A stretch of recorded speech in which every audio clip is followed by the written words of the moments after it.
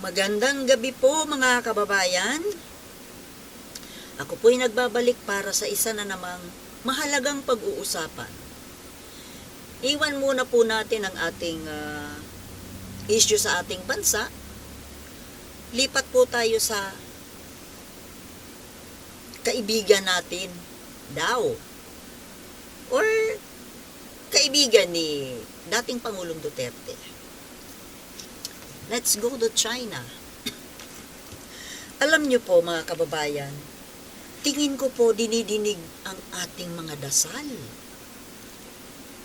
tungkol sa pagkakaroon ng giyera sa ating mundo. Na ang giyerang ito ay dahil sa panggugulo ng China. 'Di ba? Mukhang hindi po matutuloy ang nakaambang digmaang pandaigdig.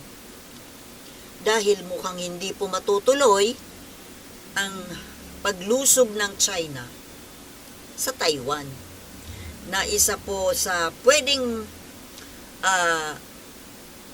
dahilan sa pagkakaroon ng World War III.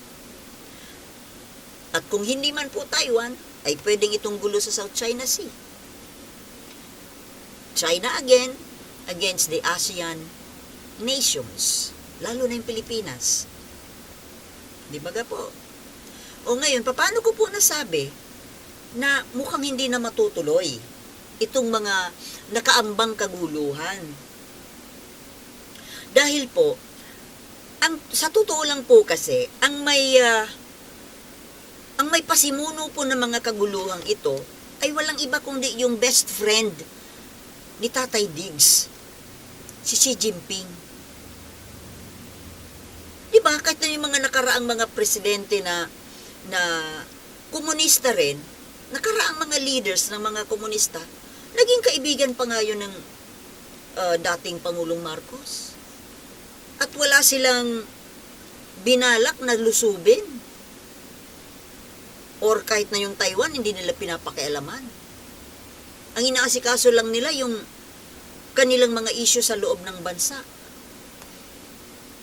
Nung naging Pangulo itong Xi Jinping, doon po nag-umpisa yung kaguluhan.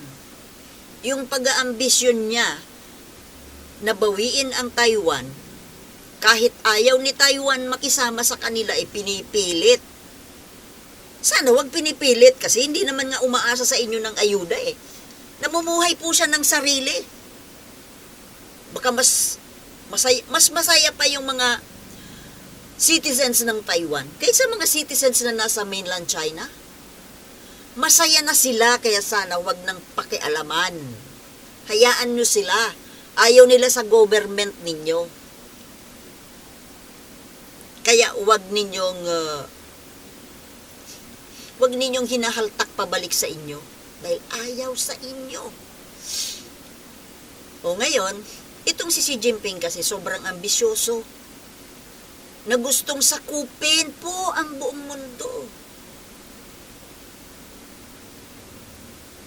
Baka hindi po natin alam. Ang pinakapangarap niyan ay maangkin ang Amerika. Amerika at Europe. World domination. New World Order na siya ang leader. Pero wala naman po sanang problema yun. Kung siya ang maging leader kagaya ng Amerika, wala naman tayo masyado naging problema sa Amerika dahil democratic eh. Hinayaan lang naman tayo ng Amerika na mamuhay tayo ng sarili. At magkaroon tayo ng sariling buhay. Hindi kagaya ng China na nangingialam at nang aagaw. Yun. Doon po kasi nagkaroon ng malaking gulo. Yung pang-aagaw po ng teritoryo, ang pananakop ng teritoryo ng mga kapitbahay na bansa. Hindi naman po yan ginawa ng Amerika. Well, noong araw, pero ngayon hindi na. So, bakit po hindi na matutuloy? Kasi po, si Xi Jinping ay pinagalitan. Pinagalitan sa mga kabalbalang pinaggagawa. Oh.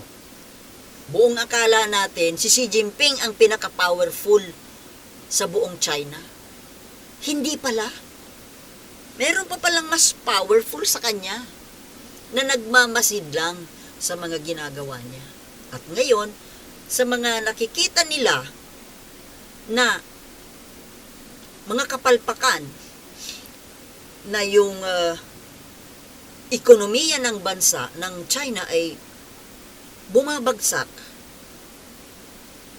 dahil sa mga indifferent policies nitong presidente nila. Nasira sila. Sira ang kanilang reputasyon sa world stage.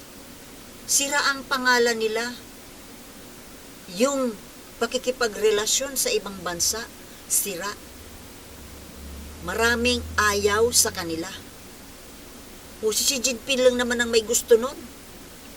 O ngayon, nakikita nila yung resulta ng mga kalukuhan nitong Xi Jinping. Kaya po nagagalit na yung mas may makapangyarihan pa kay Xi Jinping. Yung pong mga communist elders. Yung mga elders, at marami po sila. At mas may kapangyarihan sila kaysa dito sa nag-iisang pangulo. Siyempre nga naman, kahit komunista sila, mayroon din silang prinsipyo. Kung ang mga pamamalakad kasi ninyo ay nakakaapekto na, napapasama na ang pangalan ng bansa, siyempre. At dahil sa pagkasira ng pangalan ng bansa at China, di ba nga, nag-alisan yung mga investors. Kaya bagsak yung economy nila. Pag bagsak yung economy, ano mangyayari? Maghihirap yung taong bayan. Yun ang nangyayari sa ngayon. Marami na po ang walang trabaho, mga kabataan na walang trabaho. Bagsak yung mga production nila, walang bumibili. Wala nang export, na yun ang bumubuhay sa kanila. Kaya, kumbaga, sira ang pangalan nila sa buong mundo, sira pa yung sa loob ng bansa. Marami po ang nagpoprotesta, nagrarally against the government. Kaya kung hindi po ito maaagapan, dapat po kasi itong si Xi Jinping tanggalin na yan eh. Palitan po ninyo ng mas reasonabling leader. Yung hindi mahilig mang-agaw ng teritoryo at mga isda, pagkain. At sana, hayaan nyo na yung Taiwan. Masaya na siya sa sarili niya eh.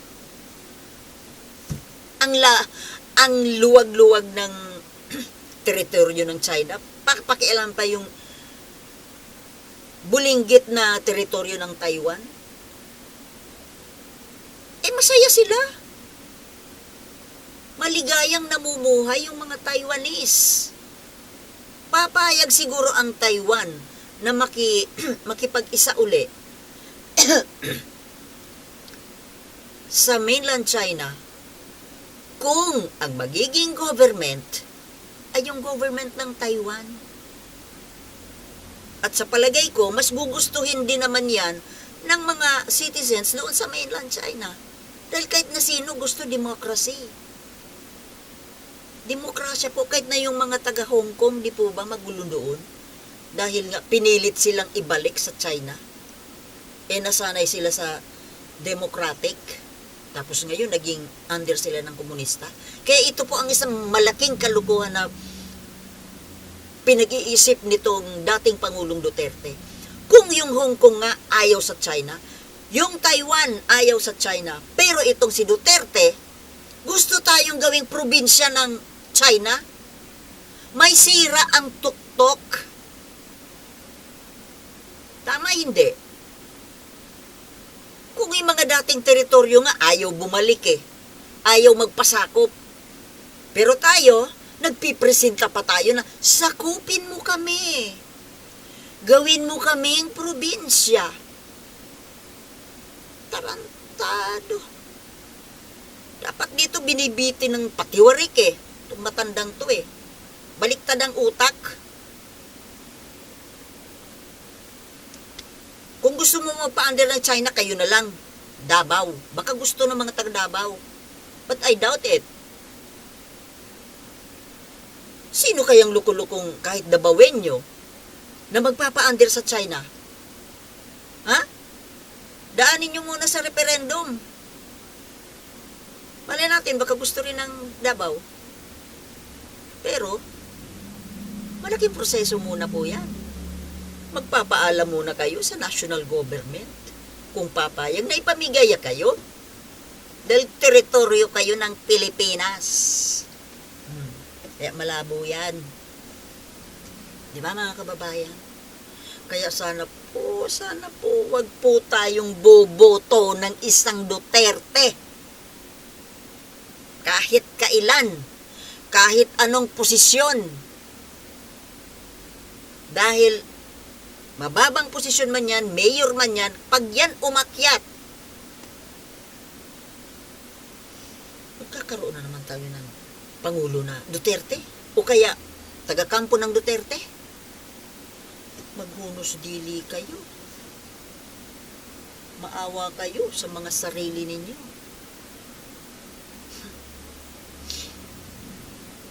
Kapag Duterte ang naging Pangulo, naku, lalayas ako sa Pilipinas.